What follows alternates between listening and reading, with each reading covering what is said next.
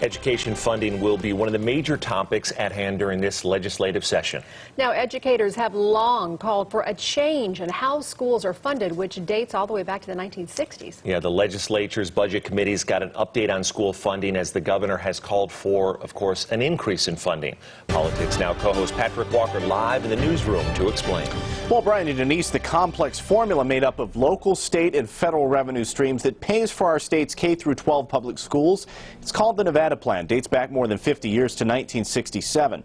Efforts to change that over the years finally gained traction just a couple of years ago as former Governor Brian Sandoval and lawmakers implemented a weighted funding formula, which is part of the new Nevada Plan.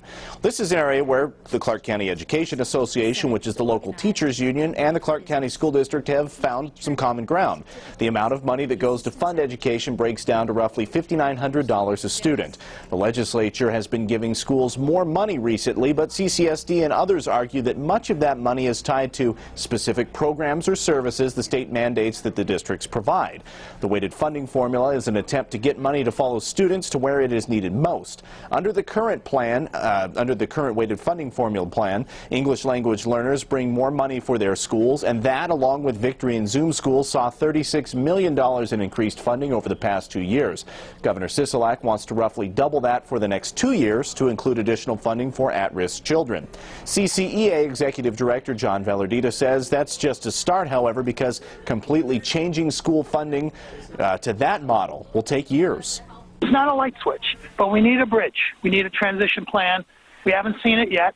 We're hoping to see it. We're going to advocate for it.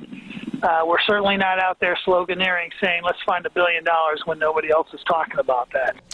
Oh, that $1 billion, by the way, is the roughly $1.2 billion that state officials estimate it would cost in additional funding to implement a weighted funding formula that replaces completely the current funding model. That's a major shift because that $1.2 billion is roughly the same as what the state currently pays to its schools every year, so they'd have to roughly double that.